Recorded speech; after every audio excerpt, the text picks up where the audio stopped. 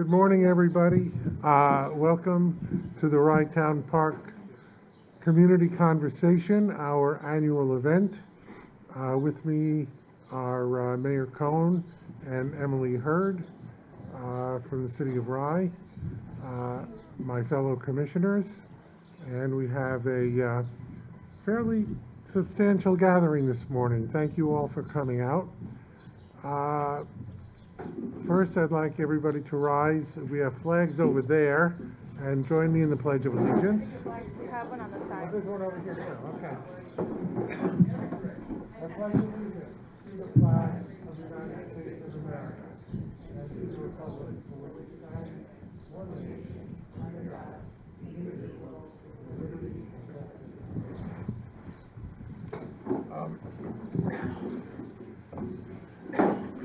I just want to fill everybody. First of all, I'm reminded that we're live on Facebook, right, Patrick? And what else? And YouTube. So anybody can gather. We also, I'd just like to remind people that we have several events upcoming for our Pride celebrations, both at Rye Town Park and Crawford Park. Rye Town Park is on June 10th, where we will have a parade and a mural unveiling. The mural is going to be drawn and is currently being drawn by high school students from all over the area: Rye City, Blind Brook, Rye Neck, I believe Mamaroneck, and Portchester. The town of Rye will have a separate celebration on June 2nd up at Crawford, where we'll unveil a rainbow crossing. And we also have our Juneteenth celebration on June 17th at the African American Cemetery, which is located in the city of Rye and owned by the town of Rye. And this has also become an annual celebration, and everybody is welcome.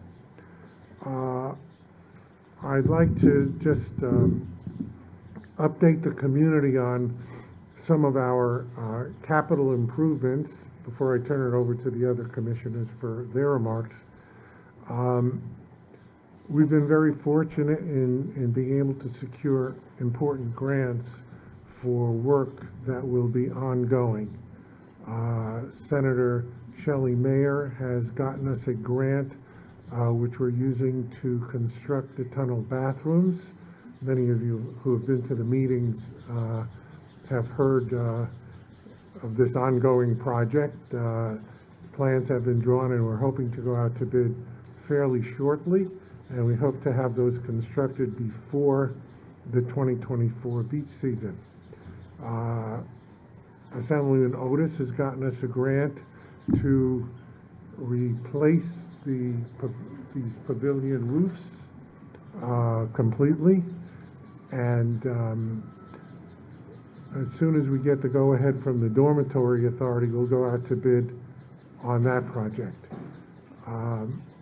We have, in addition, made application through Senators Schumer and Gillibrand, as well as Congressman Bowman, to replace, if you look, the wall over here, which is crumbling and falling, as well as the coping and fence immediately behind the pavilion. We were advised last week by Congressman Bowman's office that our project has made his list of 15 projects which he's entitled to submit. And so that's a good indication that it's a possibility that we will get that grant. And I've spoken to both Senator Schumer's office and Senator Gillibrand's office, and they're also solidly behind it. And those are major grants. The grant there totals $1.2 million. The grant for the tunnel baths and the pavilion roofs are each $250,000. What we still don't have sufficient funds for is the completion of the interior of the bathhouse. I had the representative from the State Parks Department down a couple of weeks ago. Finally, she saw what we're up against, what we've done, all the work we've already done, and she's solidly behind another grant application should we submit one. I'm also working with the county to try to get county money for that. Anything but our tax dollars, right? We are going to have a pre-construction meeting. The commission approved the contract at our last meeting for the installation of the bathhouse windows, which has to be preparatory to any interior work. And hopefully that work will be commenced sometime in June and completed before the end of the summer. So that's capital update. Mayor Cohn, anything from you?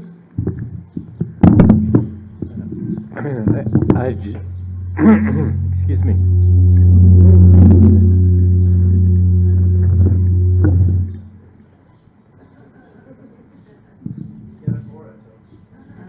Yeah, I love that.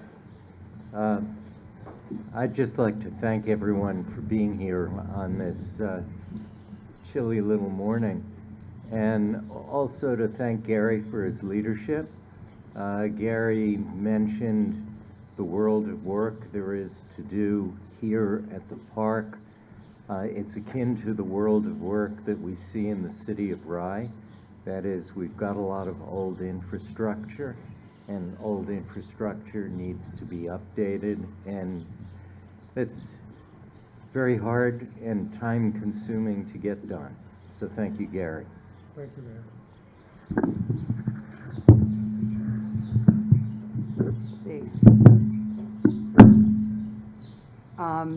I just also want to, what did I want to say? I got distracted. I thought maybe I'd have the aura too, but I didn't. I want to thank, well, I guess what I should start with is that thank you for all of you. This is a gross day, and it's too bad because the park really shines on beautiful sunny days.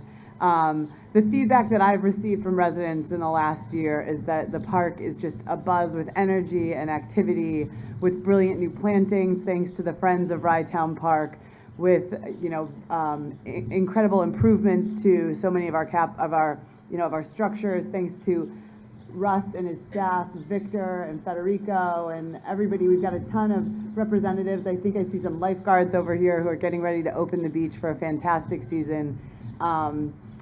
The Friends of Rye Town Park is selling honey that they grow over on the, over. Thank Russ the beekeeper. Yeah, that's Russ the beekeeper. This is incredible honey. I'm getting restocked over here.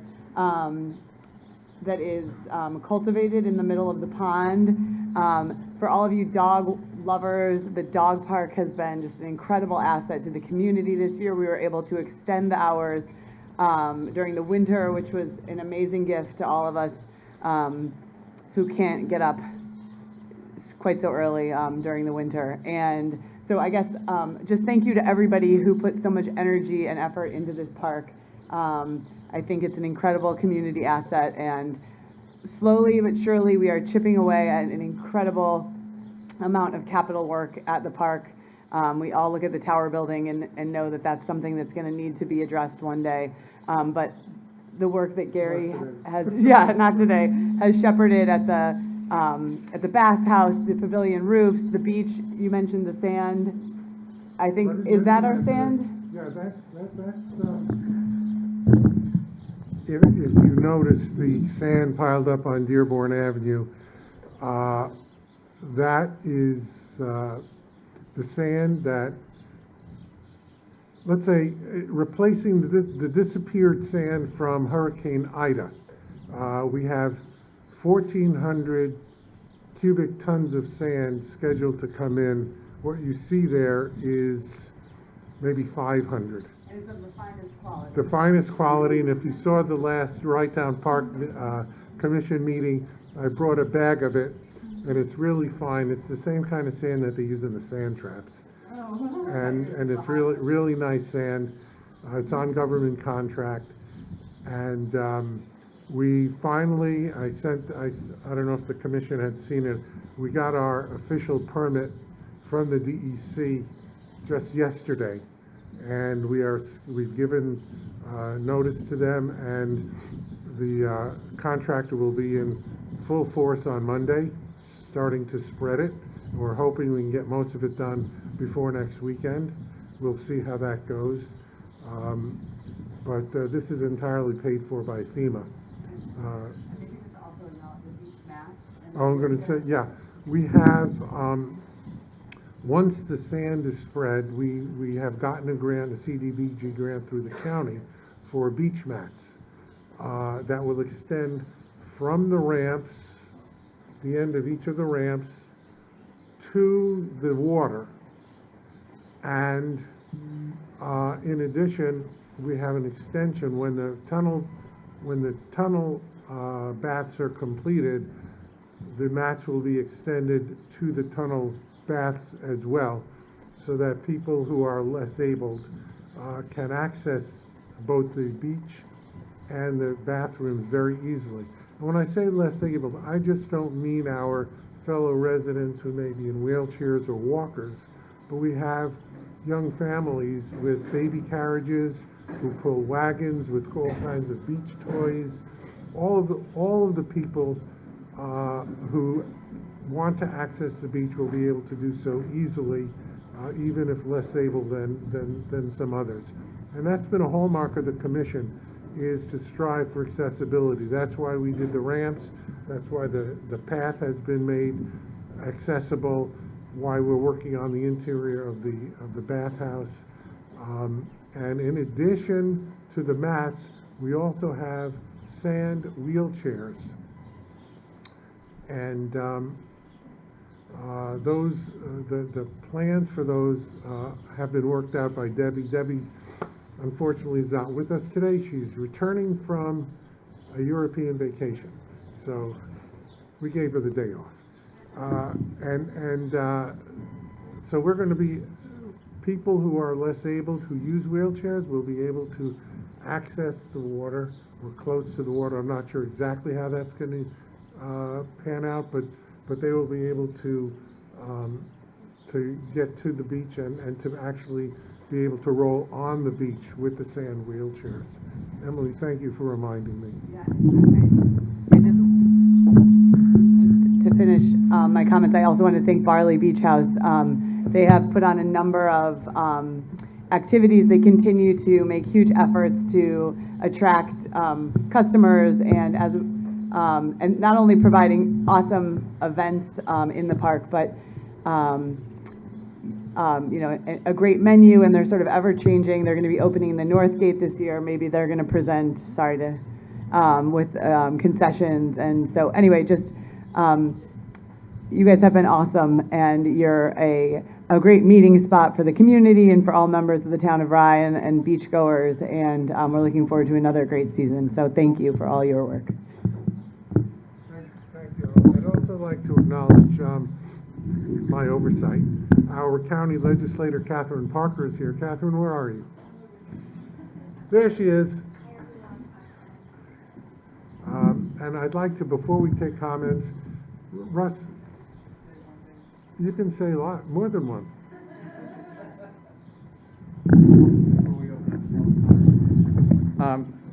For those of you who don't know me, I'm Russ Golden. I'm the park director here. This is my 5th season here, and I want to thank the commission for all the support and for the kind words that were just pointed in my direction. But I just want to take a moment to point out my senior staff who has been with me for the past 5 years. I was just going to mention that. Please introduce them each, please.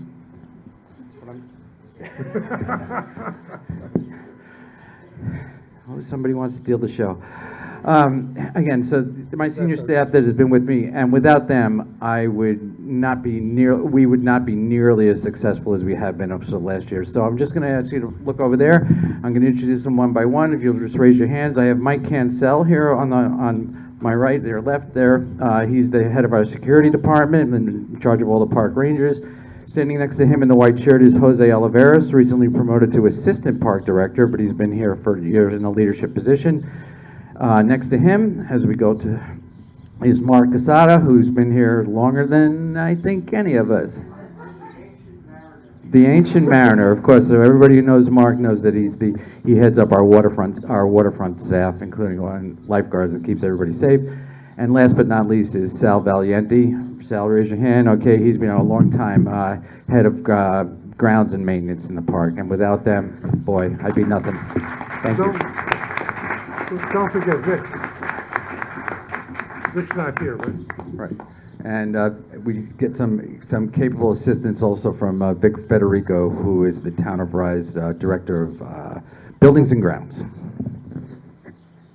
Thank you. And who are the young people behind our senior staff who showed up today?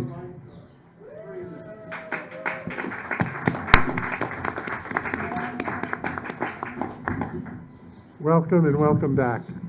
And now, without further ado, I'd like to open this up to the community for any of your comments. Please, positive or negative. Uh-oh. Linda? Come to the mic. I'd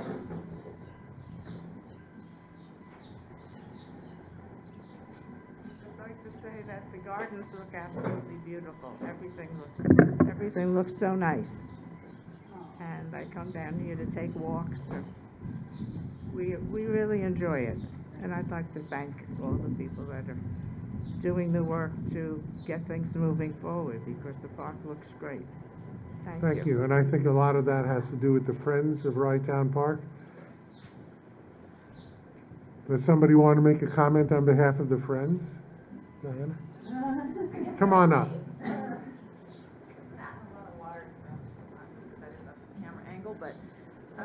Okay. So I did want to ask a couple questions. Sure, I did want to ask a couple questions too. With the bathhouse, Introduce yourself. Oh, I'm Diana Page. I'm the president of the Friends of Rye Town Park. Hi, everybody. Will the grant or will the work that you contemplate on the bathhouse be just renovating the bathrooms themselves, or will it be kind of reimagining? Because there's a lot of extra space in that building. Would it be a reimagining and redesign of the entire building? The hope is, and of course this is depending on funding, and we're trying to get sufficient funds to do that, but the overall plan, if we get the funding for it, would be not only the bathrooms, but to move the permit office there and to move the director's office there, because that's one building that's flat, unlike the stairs here, where you have to climb. And we have had incidents where at least one that I know of, and maybe more of our seniors actually fell backwards on the stairs.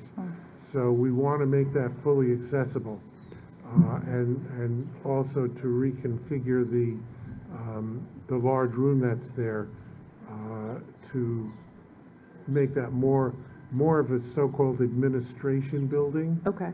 And put an HVAC in. I've been fighting with the county. I tried to get them to give us excess COVID funds. You know, HVAC is a big thing with COVID. I've been trying to get them to give us excess COVID funds. Haven't been successful with that yet. But we keep trying. We keep pushing, all of us. And yes, the overall idea is to renovate the building. And then, as Emily mentioned, we'll have the so-called administration building, where I think in the future, I think the community is going to need to weigh in on what the future of that building will be. Okay. My next question was about the fence that extends into the water between Playland and Rye Town Park. Is there any plan? I don't know who owns that or who can renovate it. We've had discussions with Standard Amusements. They acknowledge it's their fence. Okay. They're going to replace it with something. Has it? Been completely removed in the last 2 days. Oh, Okay, I didn't know that. great. They need to replace it, but I don't know when that schedule is. Yeah, the question is what they're going to replace it with, because, you know, there is a difference with the beaches in terms of, you know, the charge for the beach, et cetera. And one thing that we're cognizant, and as I say, we've had meetings on this, is we don't want people paying, you know, going into Playland parking lot and paying a lower rate and then coming here using our beach without paying for it. So we have those discussions ongoing. The question is, what kind of an attractive fence can be put up that would be both, as I say, attractive and sufficient to make a demarcation? Okay. And then I just wanted to sort of comment a little bit about what the Friends is focusing on. Thank you, Linda, for that lovely compliment. We are really turning our attention to a lot of the green spaces and maintaining a lot of the gardens this year on behalf of the park. We've also moved to replace a lot of the plants that were there with native plants, which are much more eco-beneficial for a lot of reasons. They're great for the birds and the butterflies and the bees. And we did plant 16 new native trees throughout the park as well. So, and then we're posting a lot of the information about what we plant on Instagram, on our Instagram account at Friends of Rye Town Park, so that neighbors, well, really anybody, can plant those at home as well, just in an effort to sort of educate on native pollinator-friendly plants. And then I wanted to mention the Rye Poetry Path, which I don't know if I should turn around or not, but mention the Rye Poetry Path, which a local resident named Amy Vijayanagar had come up with. She's worked with the Rye Arts Center. We'll have eventually 39 poems here in the park. Most of them are kind of small hidden treasures, but if you look around, you'll see them, and there's a lot of information available on little QR codes that are right by each poem. So we hope you'll find those treasures and enjoy them. And I think that's it. So thank you very much. Thank you, Diane. And also, I wanted to compliment you. You know, a couple of years ago, the Friends donated 2 shower fountains, and they have finally been installed. And I don't think the water's been turned on yet, but it will be shortly, to hopefully replace the showers that are on the wall that's falling down. And in fact, I just had this discussion with Russ the other day when I was here. We may want to look to put 1 or 2 more in when those other showers are defunct. They're really beautiful and state of the art. So thank you to the Friends for that as well.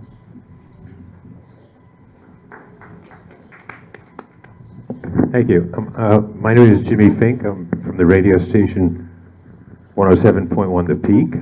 I don't know if you're aware of it, but we had some great season here last summer where we had a series of concerts down on the beach deck, thanks to Chris and all the people at the Barley Beach House for allowing us to use their facility at no cost to any of the residents.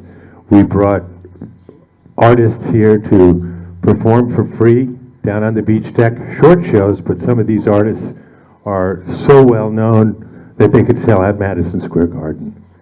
And not only the people that we drew here from the radio station, but also people from the beach gathered around to see these artists perform. Very short sets, usually not more than a half hour, totally free to anyone. And we just had a fantastic season last season of our what we call summer beach sessions.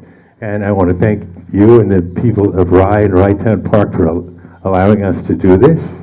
And we're looking forward to doing it again this year. And we have our first concert just scheduled next Thursday night, right before the Memorial Day weekend, with Balin, which is a trio of brothers and sisters that are just fantastic. And they also are major artists who have toured with major bands around the country. And I just thank you so much for allowing us to do this, and special thanks to Chris and his staff and everybody at the Barley Beach House, because it's revenue free for you. It doesn't cost you anything, and we bring people here, they pay for parking, they make use of the Barley Beach House and their facilities and have great food here. And it's just a fantastic thing that we did last summer, and we're so looking forward to doing it again this summer. And thank you very much. Thank you very much.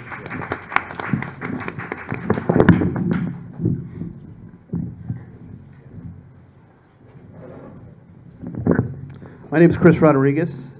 I work with Jimmy at 107.1 The Peak. I'm a resident of Port Chester.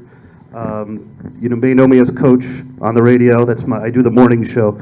I've been coming here since I was a little kid, and this is my favorite place in the world to come.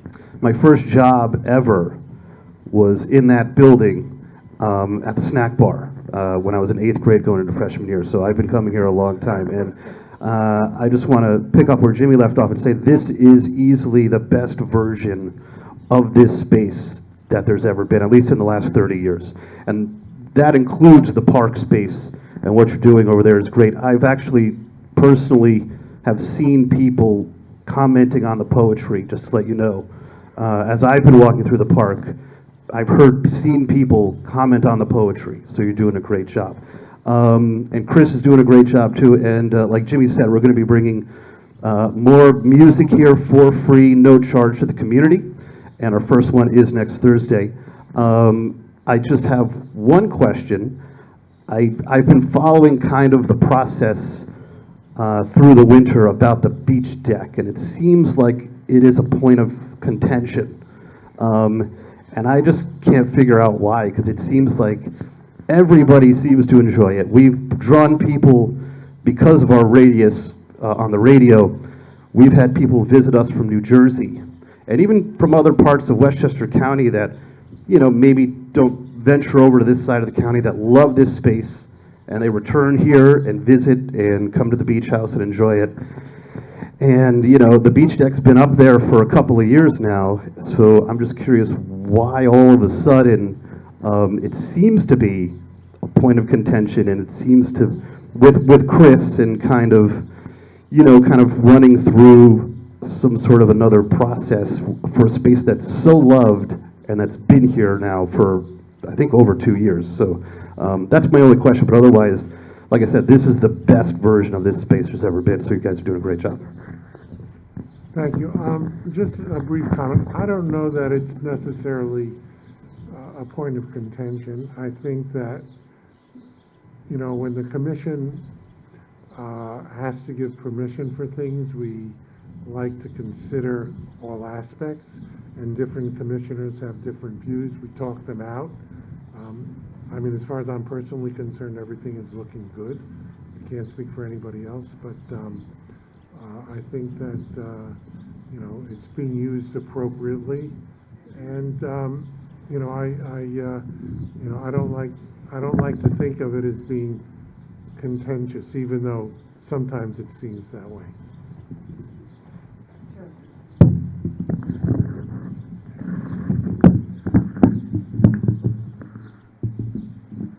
Yeah, just speaking to the same point about it being contentious, when we approved the plans for Barley Beach House, we approved a particular design of that space, and there was a change to the space that we had authorized without permission, and so we're an oversight board, right? That's part of our responsibility, and so we were just trying to understand what the plan was and to make sure that we kept the beach deck in a space that didn't overtake the entire beach. As much as so many people love to come to Barley and want to go to the beach deck, a lot of people just want to come to the beach, and so we just wanted to make sure that we weren't taking over the beach.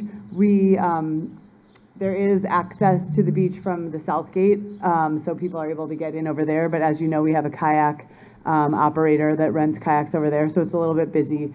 And then the central gate is a great access point also as well, where I think most people probably enter the beach. But my particular concern was that at high tide, I guess, you know, that the beach deck wasn't taking up the entire beach so that people couldn't walk along the beach. And, you know, so anyway, it was just, it wasn't contentious at all. It was just a conversation about making sure that everybody who comes to the beach is able to utilize it in the way that they desire, and certainly give access to Barley to beach. And if you actually, you know, listen to those conversations, one of our suggestions was like, hey, you can have as much beach against the wall as you want, but protruding towards the shoreline is what we, you know, what was my concern. So anyway, I think we have come to a good consensus. I think we're actually, that's still kind of an open item. I don't know, maybe we can, but you know, what they did last year once they pulled the fences back 10 feet was workable for us and enjoyable for everyone. So yeah, the goal is, you know, for everybody to be able to enjoy the beach. I think there's another, if you want to. Yeah.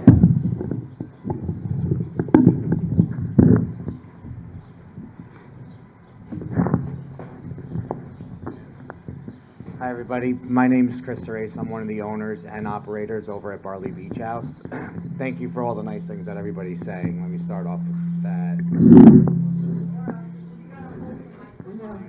Magic. So, thank you for everything that everybody's been saying. We love the support. We love what we do. We have a lot of fun here, so we want to continue on doing it. There has been a lot of back and forth with the beach deck, and we've been working with the commission board and the building department and everybody to figure out what needs to get done to keep it going and going in the right direction and continue on doing what we're doing. I set up the beach deck yesterday. When we originally proposed the beach deck, it was for an area, it was 96 by 52 feet. Upon the original approval, the beach deck was not there. It was just a space. So after the first year that we had the beach there, it was just kind of a fenced-in area in the sand. And we saw that that wasn't really attracting people. It wasn't going to bring anybody to the area, so that's when we approached them with the beach deck.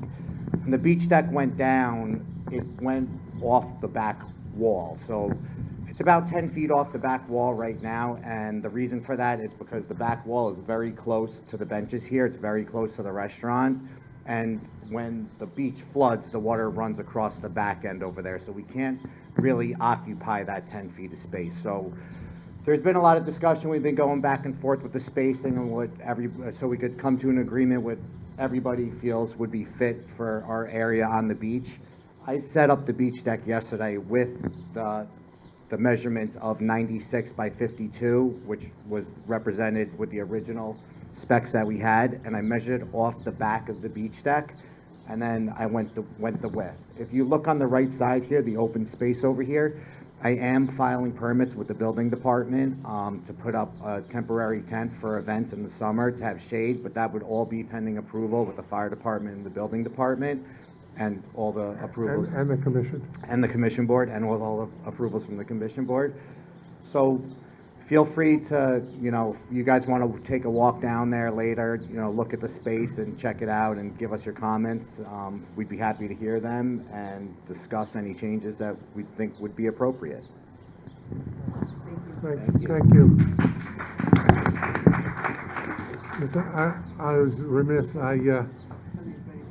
I wanted to also introduce Rye Town Councilman Tom Nardi, who's also our Deputy Supervisor. Tommy is a fixture at the beach. He's a fixture at the town dock. He's a fixture all over Portchester. And whenever you need anything, you just call Tommy. Say a lot of times he's fixing things. It's not just fixing. He's a fix-it man. Good morning, Megan Corbett, 600 Forest Avenue. So as someone who's a huge consumer of the park, I thank the park staff, the commissioners, friends of Rye Town Park. It looks fabulous.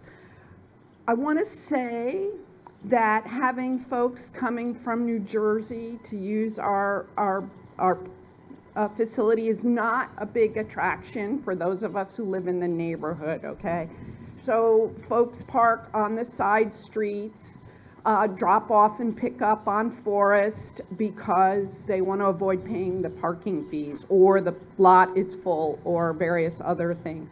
So the idea of us being a draw because of your radio shows is not attractive to the neighborhood, shall we say. But it does seem like we've made strides in that respect, and hopefully people will be respectful of personal property and homes and streets on a sunny Sunday or Saturday. Dearborn is parked up and down both sides. So is Rye Beach Avenue. You could not get an emergency vehicle through there. You couldn't if it was needed. So these are things we have to keep in mind about the draw of our space, and keeping those who are coming in and using it and enjoying it respectful of the neighborhood. Thanks. Thank you. I'd like to comment, Mayor, maybe you want to comment on it, because normally there's no parking on the streets. And the Rye City Police Department, I believe, is very efficient in issuing tickets to people who are illegally parking. And there's no parking for exactly that reason. And I'm very happy for the Rye City Police to issue those tickets and to stuff the coffers of the city of Rye accordingly. So, you want to comment on it? I can just say also that when we announce the concerts, first of all, they don't draw a lot of people. You know, if there's 50 people here, that's a lot. And also, when we announce the concerts, although the concerts are free, we do indicate that the only thing you have to pay for is parking and food. So, Megan, thanks very much for your comments. I had not heard that there were people flagrantly parking illegally. That is, I had thought that the Rye PD was on it. If that's not the case, I'll be asking them this season to please. Absolutely. It does raise the question, though, for residents in the what we call the beach parking district, which is quite large, the question of their ability to park on the streets. And this is a question that was raised actually a year ago at this event, and I mentioned that the city of Rye was experimenting in another location with a neighborhood parking permit plan. And so I just wanted to tell this group that with respect to that neighborhood, that one street, that plan has just been put into effect, and we'll be looking to see how we can supervise it. We're hoping with the help of computerization and computerized license plate readers that the police would be able to efficiently manage neighborhood parking. We'll see how it goes.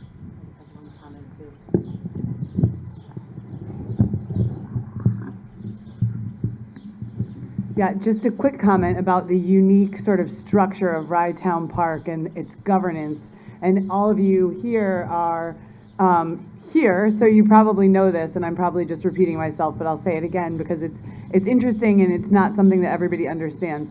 So Mayor Cohen and I are the two representatives from the city of Rye, and so we serve an interesting a role where we are trying to, obviously the park is in the middle of Rye, and Megan and Diana and others, Chris, are neighbors, Ross, of the park, and so our constituents are asking us to be mindful of things like noise, parking issues. While they get to be near the park, they aren't allowed to park on the street during the summer because of the parking regulations that Josh just described. So we, while we might seem like sticklers or jerks or whatever, I think that we have a unique balance that we are trying to achieve here as representatives from the city of Rye.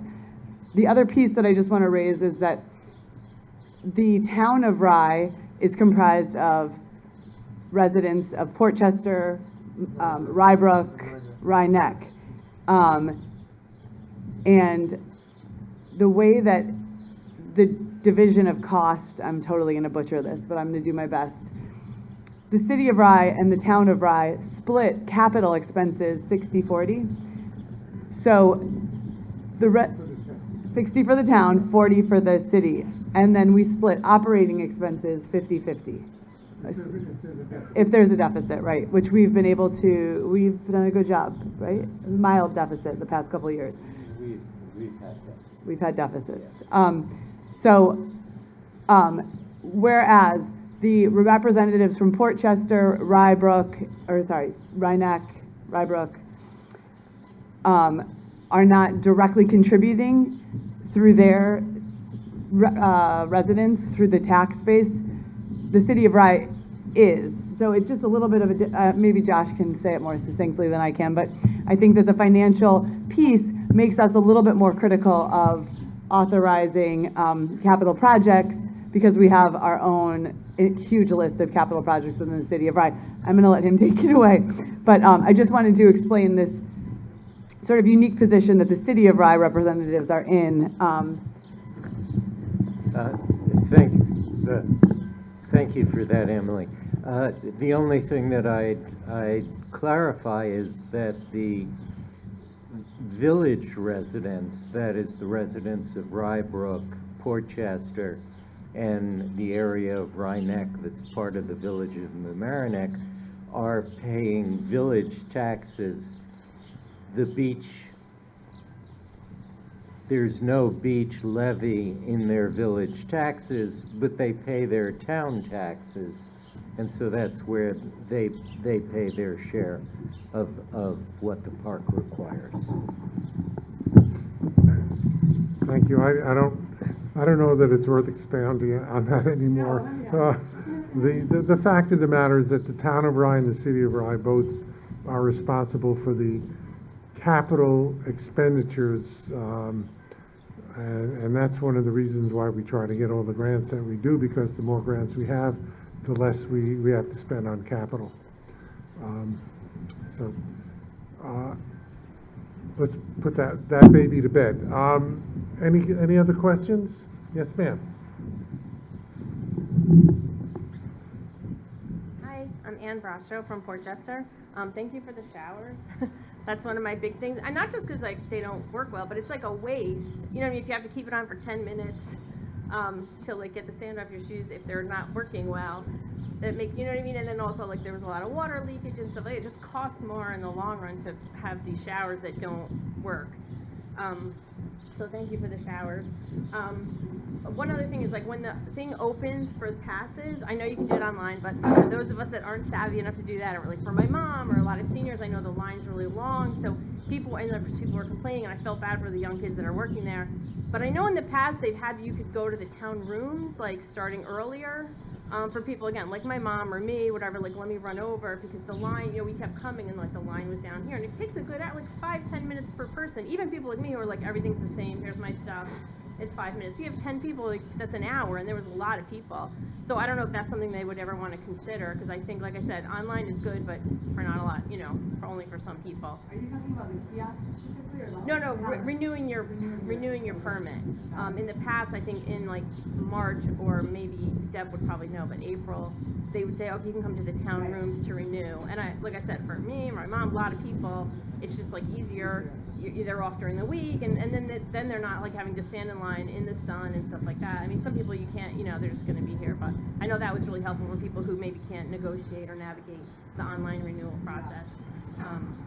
Can I comment on that? What? May I comment on that? Yeah, oh yeah. You're running. No, I didn't. No. I didn't want to interrupt you.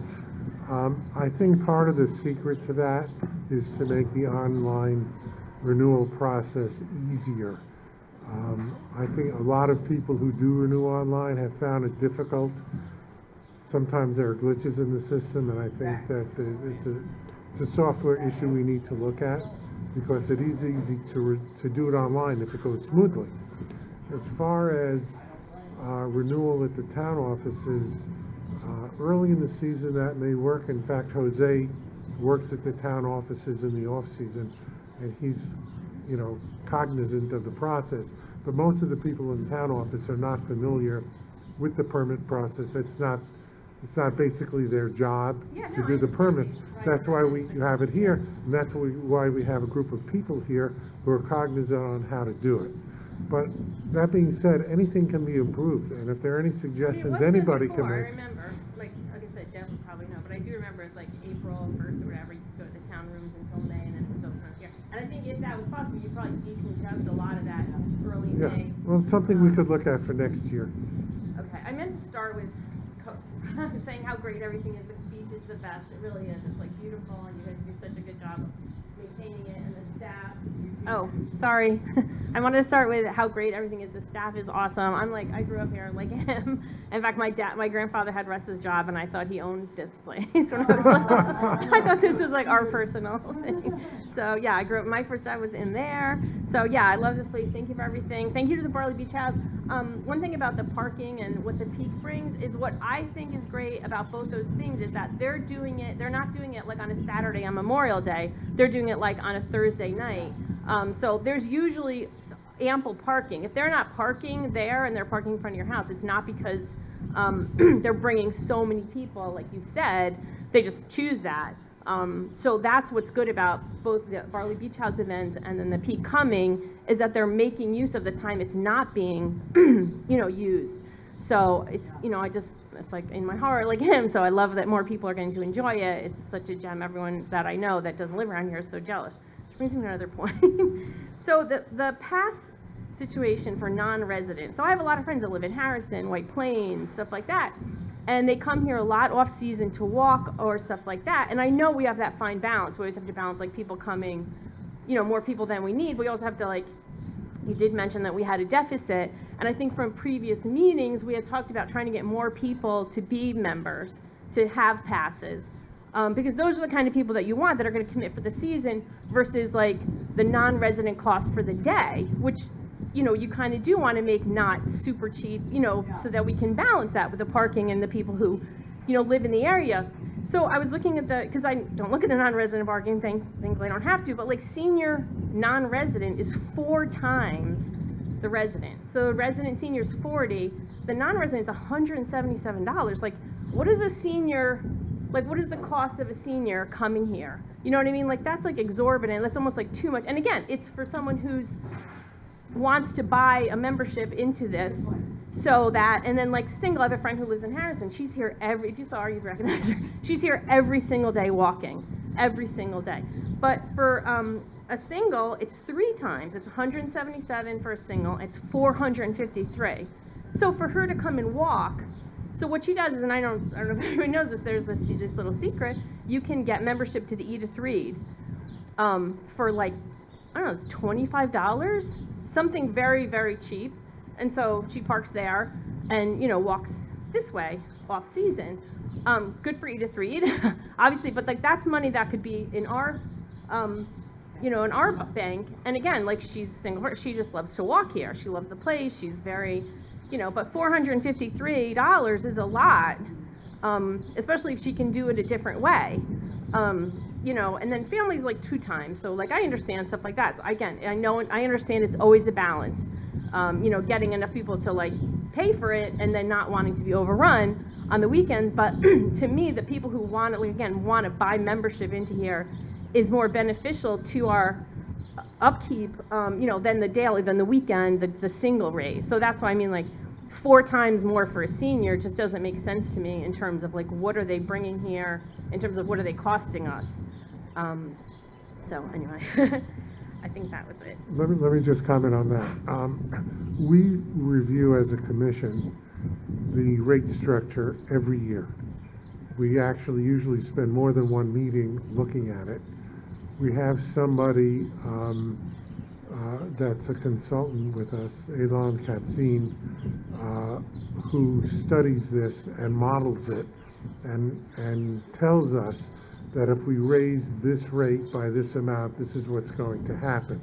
We do that with resident rates, with non-resident rates, and basically our obligation is twofold. Number one is to make sure that the operating costs of the park are at least break even and hopefully, excuse me, make a little money.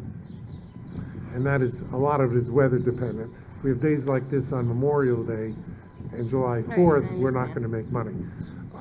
But the other thing is to keep our resident rates as low as possible, consistent with the at least break even, because we have the residents, not only who use the park, but they're paying for the park through their town and city taxes as well. So we try to balance that as much as we can. So our first interest is our residents, such as yourself, as a Portchester resident, rather than the residents who may come from Harrison or Yonkers or other places. We don't want to make it so expensive that they can't come. And as you said, it is a balance, because we do want non-residents, because they do pay higher rates. And if we don't want to chase them away so that they don't come, because we would like to get the revenue and we would like them to enjoy the park as well. So once again, as you said, it is a balance, and we look into it every single year when you review it. It's not that we let it slide. If you look at the rates over the last 5 years or so, they've changed periodically, almost yearly, and we're trying to keep them relatively constant. And of course, the whole thing with COVID threw a monkey wrench into everything. We didn't know if we were going to get so many people. Playland was closed last year, so we got more beach people than we probably would have otherwise. During COVID, the beach was virtually the only recreational establishment that was open. We had established guidelines to minimize the number of people on the beach, because the Department of Health said you can only have a certain number of people, etc. And we actually had to count the people on the beach. So all of these things are taken into account, and we do it every single year. No, I know you. I've watched the meetings, and I know you guys put your heart and soul, and you really dedicate so much time to it, and energy and effort. I just think in the long run, I think that if it's, say it's 300, you might get 2 people to sign up versus no one at 450. Does that make sense? And I know, again, you don't want overrun with parking and stuff like that. I just think 4 times the cost for a senior. And the other thing is, like, I was thinking, I wonder if they ever, I mean, obviously you have, but like a Westchester County rate or something like that. You know what I mean? That's just for those local people versus like, so yeah, that was like Harrison, White Plains, stuff like that love coming here. But that's just exorbitant prices. I just add, thank you for your comments. I just add that we do look carefully at comps, that is comparative pricing at beaches along the Sound Shore and also some beaches on Long Island. And then as we looked at this year in particular, Gary didn't mention it, but it's the big boogeyman, and that's inflation. And so we did, as we set our rates, try to take into account the effect of inflation on our costs. No, I appreciate what you guys do. I really do. I know you put your heart, your soul Yeah, into it. no, and I just want to thank you for your comments, because to be totally honest, I always think, like, let's put it on the non-resident. We have inflation. We want to keep our resident rates low. But, the Westchester County thing is interesting because, Harrison is a neighbor. White Plains, I know a White lot of Plains, friends live yeah. in And White see, Plains. we do work really hard to try to keep our rates low, particularly for seniors, resident seniors. So anyway, something to really I'll keep in mind for sure next year, and something we can discuss with Alone, who does a fantastic job. Thank you guys for Thank you. Just want to make one comment in response to the parking issue. Unfortunately, that's our most finite asset. We only have so many spaces, and our first goal is to make sure that anybody who paid for a season permit, whether it was a resident or non-resident, we endeavor to never turn them away, regardless. We is so great. It really is, because it's like, I know I have an opportunity. It's on me. I should get here by noon. Right. It's really good. It really gives both people an opportunity to, like, okay, I know I had park until noon, and then after noon, and I appreciate that, because I'm appreciate that you notice and you're thankful for it. However, you know, we always run into that situation on a busy Friday or a busy Saturday or Sunday and stuff, and you come around 2 o'clock and we're completely jammed up. It says, but we will always find room for a season permit holder. If you gave us your money, you know, we're going to make sure that you have a place to stay. And then second after that comes residents, if there's space available for residents that do not have season permits. All right, but again, it's unfortunate, but look, it's a park. It's not a parking lot. You know, back in the old days, in the Wild West, you know, there were hundreds or even thousands of cars that were parked all throughout the park, and that's not tenable anymore. All right. So, and also, this is a municipal park that is open to the public. So we can't be those people. In my opinion, we can't be those people that say, "Oh, we don't want those people," or "We don't want these people," or "We don't want those people." If that's the way you want it, if that's the way we decide to do it, then that's the rule. But right now, we're open to the public, so we're, you know, inclusive and not exclusive. All right, and unfortunately, as I said, our most finite asset is parking. So when I get into confrontations with people that come and say, "Well, where am I going to park?" I say, "Well, you know, you're welcome to come to the park. Come on in." She said, "Unfortunately, we cannot accommodate your car." And that's just the reality of it.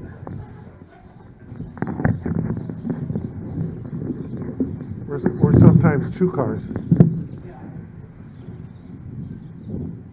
Hi, my name's Don McHugh. I've lived in Rye for 30 years. I actually grew up in Yonkers. I used to come here as a kid, and maybe that's one of the reasons I bought it here, because I loved it so much. But I do love the park. I echo the comments about, you know, all the effort. I know it's not easy to maintain a park like this, and that, you know, everybody that contributes to that, I appreciate it. Just one word on parking. You know, and I remember the days when they used to take over the entire field, and my biggest pet peeve was coming down Oakland Beach and just seeing what looked like a parking lot and not a park. And I applaud the efforts to improve that situation. It's vastly better today. My one concern is, you know, my solution over the years was always just charge more than they do at Playland. And when they were close in price, it seemed like a reasonable solution, because, you know, if you pay $12 to park here and you pay 10 at Playland, maybe you'll get a few cars that'll go that direction. My understanding is that Playland's going to be charging $20 to park and $30 on holiday weekends.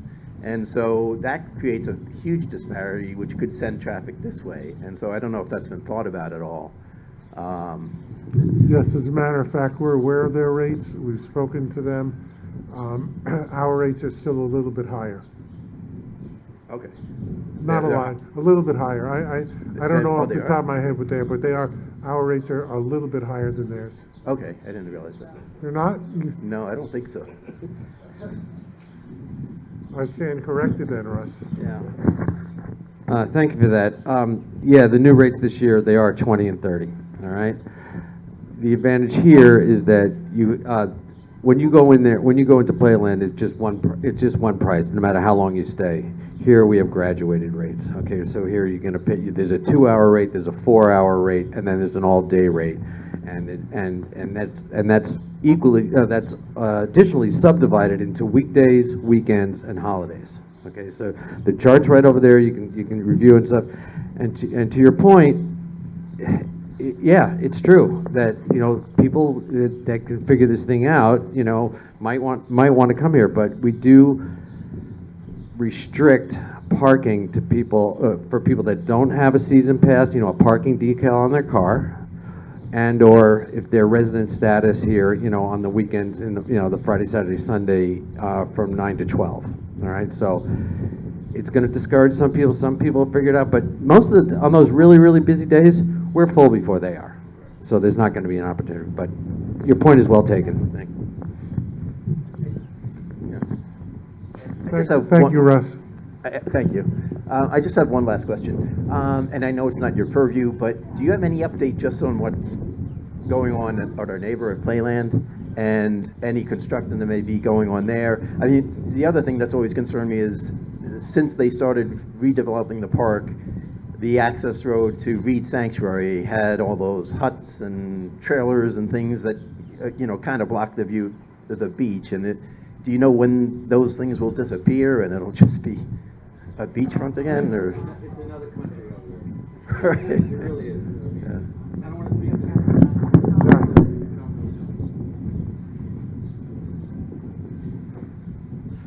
They're having a ribbon cutting, is it today or tomorrow for Playland? They're just about done with, I think, their major construction, but I couldn't say for sure.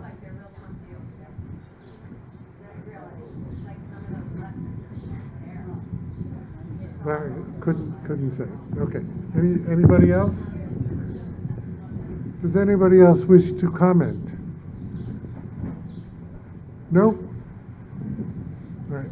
Our audience seems to be thinning. Tommy? Hi. Tom Nardi, Deputy Supervisor, Town of Rye, Portchester, New York.